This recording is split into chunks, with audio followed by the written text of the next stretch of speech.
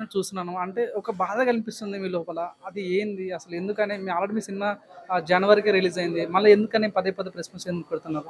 అంటే నేను 'ఓందాల రాక్షసి' సినిమా తీశాను.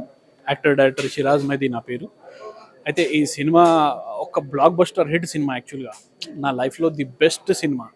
అయితే ఈ సినిమా జనాల్లోకి వెళ్ళాలి అనేది నా ప్రయత్నం. ఒక మంచి బిజినెస్ అవ్వాలి అనేది నా ప్రయత్నం. అయితే అది పాలిటిక్స్ వల్ల అవ్వట్లేదు. దాని గురించి బాధపడుతున్నాను, సఫర్ అవుతున్నాను. కానీ అయినా నేను నిలబడే ఉన్నాను. నా ప్రయత్నం నేను చేస్తున్నాను.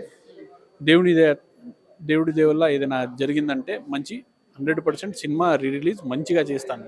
అన్న సోషల్ మీడియాలో కొన్ని కామెంట్స్ చూస్తా ఉన్నాను. అవును. మీరు పదే పదే ప్రెస్ మీట్ పెట్టడానికి కారణం మీకు న్యాయం కోసం ప్రెస్ మీట్ పెడుతున్నారా? లేకుంటే వేరే వాళ్ళని బ్లేమ్ చేయడం కోసం ప్రెస్ మీట్ పెడుతున్నారా? అంటే ఏం చెప్తారన్న? నేను వేరే వాళ్ళని ఎవరిని బ్లేమ్ చేయను. అంటే ఇండస్ట్రీలో ఎవరి వల్ల అయితే ప్రాబ్లం ఉందో వాళ్ళకే బ్లేమ్. అంటే బ్లేమ్ నేమ్ చేయాలి. నేను ఆల్రెడీ నోటీసులు ఇచ్చాను. నాకు ఎవరితో అయితే ప్రాబ్లం ఉంది వాళ్ళకి నేను లీగల్ నోటీస్ ఇచ్చాను. నేను బ్లేమ్ చేయడానికి ఏముంది? అంటే నేను కొత్తగా వచ్చాను, మొన్ననే హీరో కానీ డైరెక్టర్ కానీ అంటే ఓకే, నేను చేసు. ఇంతకుముందు నేను ఇది నా 5th ఫిల్మ్ డైరెక్షన్. ఒక 13 సినిమాలు ఆర్టిస్ట్గా చేశాను, ఒక 8 సినిమాలు మ్యూజిక్ డైరెక్టర్గా చేశాను, 35 సినిమాలు డిస్ట్రిబ్యూటర్గా చేశాను. అయితే ఇవన్నీ చాలా ఉన్నాయి. నాకు పబ్లిసిటీ గురించి కాదు, ఇది పబ్లిసిటీ స్టంట్ కాదు. ఇది నా బాధ. నేను చెప్తున్నాను కదా, ఇది నా పెయిన్. ఇంకా చాలామంది చనిపోయారు. మా రాంబాబు గారు అని కో డైరెక్టర్ 90 ఫిల్మ్స్కి చేశారు. ఆయన ఒక సినిమా తీశారు, బ్రహ్మాండ అని, మీ అందరికీ తెలిసి ఉంటుంది. ఆయన కూడా ఇలా అవ్వట్లేదు బిజినెస్ అని చెప్పేసి ఆయన కూడా ఈ బాధతో చనిపోయారు. రమేష్ గారు మన అరుంధతి అమావాస్య అని సినిమా తీశాడు. ఆయన 3 కోట్ల వరకు ఖర్చు పెట్టాడు. ఆయనకి కూడా సేమ్ సిచ్యువేషన్ వచ్చి ఆయన కూడా చనిపోయారు. మన ఈషారెబ్బా హీరోని మన hero Krishna Chaitanya, producer Mac గారు, ఇది ఓ మధు అని సినిమా, ఆయన కూడా 3.5 కోట్లు ఏదో పెట్టారు, రూపాయి రాలే. అంటే అందరి సిచ్యువేషన్స్ ఇలా ఉన్నాయి. ప్రజెంట్ ఇండస్ట్రీ అంత దారుణంగా, పాలిటిక్స్ విపరీతంగా పెరిగిపోయింది. బ్రతకడానికి, ఊపిరి ఆడడానికి కూడా అవకాశం లేదు.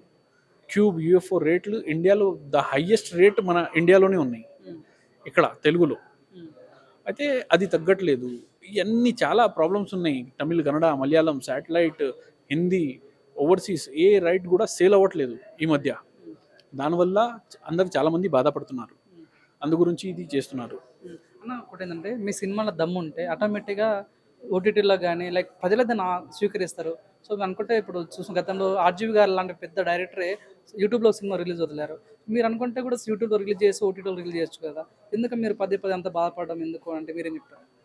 ఆర్జీవి గారు ఒక బ్రాండా లేకపోతే నార్మల్ డైరెక్టర్? ఆయన మీరు ఏమనుకుంటారు ఆయన గురించి? మంచి డైరెక్టర్ కదా. ఆయన పేరు ఉంటే జనాలు చూస్తారా, చూడరా సినిమా? యూట్యూబ్లో అయినా, వాట్సాప్లో అయినా, ఎందులో అయినా సరే ఆర్జీవి గారు అంటే పేరు, బ్రాండ్ చూస్తారు. మనది అయితే బ్రాండ్ కాదు కదా. మనం ప్రయత్నం చేస్తున్నాం. మనది మంచి సినిమా తీసాం. మనం యూట్యూబ్లో పెడితే ₹1,00,000 కూడా రాదు.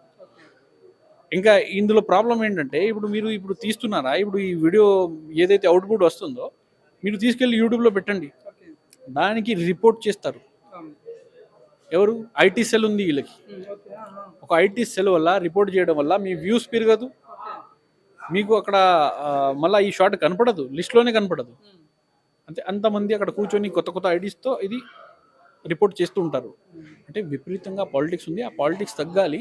మన అబ్బాయి అని చెప్పేసి అవకాశం ఇస్తే వాళ్ళకి కూడా మంచిది, నాకు కూడా మంచిది అని నేను కోరుకుంటున్నాను. ఇంత ధైర్యంగా ప్రశ్న పెడతారు కదా, ఇంత ధైర్యంతో పాలిటిక్స్ నడుస్తూనే అంటారు కదా, ఆ పాలిటిక్స్ నడిపించే ఆ పెద్దలు ఎవరు చెప్తారా? చెప్పాను కదా, చాలా ప్రెస్ మీట్లో చెప్పాను. అంటే మన సురేష్ బాబు గారు ఉన్నారు, ఆయనకి తెలుసు ఇది. ఆయన ప్రెసిడెంట్గా ఉన్నారు ఛాంబర్కి. అల్లు అరవింద్ గారు ఉన్నారు, ఆయనకి ఎన్ని థియేటర్స్ ఉన్నాయి. సునీల్ నారంగ్ గారు ఉన్నారు, ఆయన చేతిలో ఎన్ని థియేటర్స్ ఉన్నాయి. మన ఈయన పేరేంటి అంటే ఇలాగే చాలామంది ఇలా ఉన్నారు. అయితే పేరు తీసుకోవడం పెద్ద గొప్పవాడిని అయిపోతాను, నేను కాంట్రవర్సీ చేసేస్తానని కాదు, నా బాధని పట్టించుకోవట్లేదు అని. అందు గురించి మీ పోరాటం అంటే సినిమా డబ్బులు రావాలని పోరాటమా, లేకుంటే సినిమా ప్రజలకు తీసుకెళ్ళి మంచి వీస్ వచ్చి లైక్ మంచి పేరు సంపాదించాలని మీ పోరాటమా? రెండు. డబ్బులు ఎందుకు రాకూడదు? సినిమా పెట్టిన డబ్బులు రావాలి, నా పేరు మంచిగా రావాలి. అంటే సినిమా నేను ఏదైతే తీసానో అది జనాల్లోకి వెళ్ళాలి. తప్పేముంది అందులో? తప్పలేదు కదా. నేను మంచి సినిమా తీశాను, అది జనాల్లోకి వెళ్తే అది దేవదనం తర్వాత చూద్దాం, కానీ జనాల్లోకి వెళ్ళాలి అనేది ఫస్ట్ ప్రయత్నం. జనాల్లోకి వెళ్తే అవన్నీ తర్వాత అవుతాయి. అంటే ఇప్పుడు ప్రతి ఒక్కరి కామెంట్స్ అందరు కూడా చూసినప్పుడు అరే చిన్న సినిమాలు తొక్కేస్తుంటారు అంటూ చూస్తూనే ఉన్నాము. ఇప్పుడు మిమ్మల్ని చూస్తుంటే అదే అనిపిస్తుంది. అదే అనుకోవచ్చా? వాళ్ళు ప్రయత్నం చేస్తున్నారు కానీ నేను ఆగట్లేదు. మీరే చూస్తున్నారు, నేను ఆగుతున్నానా? నేను ఆగట్లేదు. మీ ముందుకు వస్తున్నాను, మాట్లాడుతున్నాను, అంతే. ఆగను కూడా, ఎప్పటికీ ఆగను. ఇప్పుడు సినిమా పెద్దలకి ఏమైనా అప్పీల్ చేసుకుంటారా? అసలు మా సినిమాని ఎంకరేజ్ చేయండి. చేయండి సార్, నేను మీ వాడిని, నేను బయట వాడిని కాదు కదా. నేను వేరే స్టేట్ నుంచి రాలేదు, నేను ఇక్కడే లోకల్. తెలుగు సినిమా తీశాను స్ట్రైట్గా, ఒక మంచి సినిమా తీశాను, బ్లాక్ బస్టర్ సినిమా చేశాను. మీరు బిజినెస్ చేస్తే మన ఇండస్ట్రీ పేరే రేపొద్దున మంచిగా ఉంటుంది కదా సార్. ఇప్పుడు ఇట్లా చేయడం నాకు కూడా ఇష్టం లేదు యాక్చువల్గా. ఇండస్ట్రీకి మనకి బ్యాడ్ నేమ్ వస్తుంది అలాంటి చేయడం వల్ల. నాకు బాలీవుడ్ నుంచి అడుగుతున్నారు, మీరు ఇక్కడికి కూడా వచ్చి ప్రెస్ మీట్ పెట్టండి అది ఇది అని, కానీ నేను చేయలేను కదా.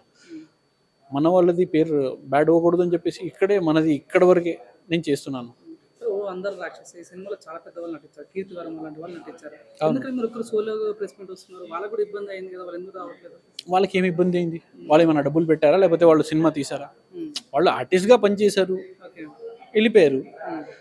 ప్రమోషన్ ఉంది, ఏదైనా వాళ్ళకి హైప్ వస్తుంది, ఏదైనా ఎక్సైట్మెంట్గా ఉంటుంది, ఏదైనా సినిమా రిలీజ్ అవుతుంది, డ్యాన్స్ చేయాలి, పాట పాడాలి, అలాంటివి చేయాలి, ఏదైనా మంచి క్వశ్చన్స్ ఉన్నాయి అంటే వాళ్ళు కూడా మంచిగా రెస్పాన్స్ అవుతారు. కాంట్రవర్సీ అంటే ఎవరైనా వస్తారా? ఎవరు రారు.